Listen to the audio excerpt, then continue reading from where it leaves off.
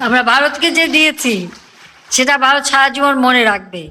ভারতের মতো বন্ধু থাকলে শত্রুর প্রয়োজন হয় না। সাম্প্রতিক সময়ে জোরালো হয়ে উঠছে জনসাধারণের মাঝে প্রচলিত এই ধারণা।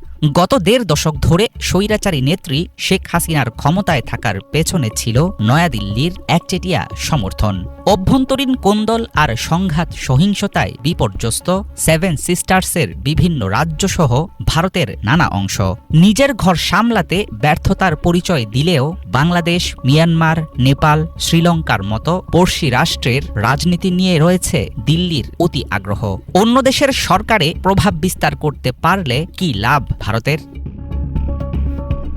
বাংলাদেশ নয়, দক্ষিণ এশিয়ায় ভারতের সবচেয়ে বড় মিত্র ছিল শেখ হাসিনা সরকার। হাসিনার আকস্মিক পতনের মধ্য দিয়ে সামনে এসেছে নয়াদিল্লির কূটনৈতিক ব্যর্থতা। সবসময়ই প্রতিবেশী রাষ্ট্রগুলোতে নিজের পছন্দের সরকার প্রতিষ্ঠা করতে চেয়েছে ভারত।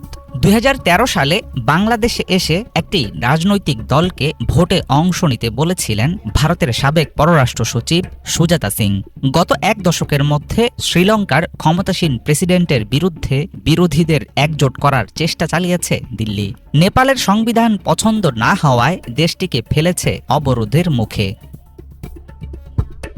ভারতের ভূমিকায় সবচেয়ে বেশি লাভ ক্ষতির শিকার হয় ভূখণ্ডগতভাবে নিকটতম প্রতিবেশী বাংলাদেশ। স্বাধীনতার পর থেকে ঢাকার রাজনীতিতে দিল্লি কিভাবে আর কতটা নাক গলিয়েছে সেটা নিয়ে হয়েছে বেশুমার তর্ক-বিতর্ক। এখনও চালু আছে সেই আলোচনা। দক্ষিণ এশিয়ার অন্য দেশগুলোর তুলনায় আকার, অর্থনীতি, জনসংখ্যা বা সামরিক শক্তিতে এগিয়ে থাকায় এক ধরনের আধিপত্যবাদী মনোভাব দেখাতে আগ্রহী ভারত। তবে বর্তমান বিশ্বের জটিল পররাষ্ট্র সম্পর্কে এমন মোরলীপনা খুব একটা ভালো চোখে দেখা হয় না।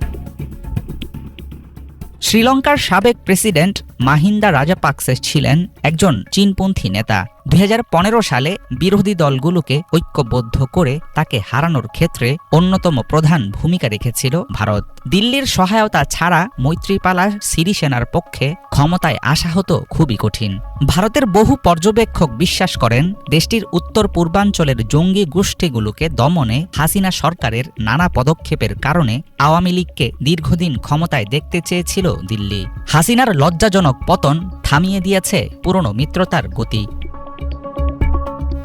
গত কয়েক বছর ধরে অবনতি হচ্ছে নিকটতম প্রতিবেশীদের সঙ্গে ভারতের সম্পর্ক। প্রায় সব সময়ই পাকিস্তানের সঙ্গে দেখিয়েছে প্রকাশ্য শত্রুতা। পানি বন্টন, সীমান্ত নিয়ে দ্বন্দ্ব ও প্রভাব বিস্তার নিয়ে চীনের সঙ্গেও আছে মতবিরোধ। কঠোর অবস্থান নিচ্ছে নেপালের মতো বন্ধু রাষ্ট্র। সব মিলে দক্ষিণ এশিয়ায় একঘরে হয়ে আছে ভারত। হাসিনার আমলে বাংলাদেশের সাথে যেভাবে একতরফা লাভের রাজনীতি করে গেছে দিল্লি, ভবিষ্যতে সেটা আগের মতো সহজ হবে না বলেই মনে করেন আন্তর্জাতিক বিশ্লেষকরা।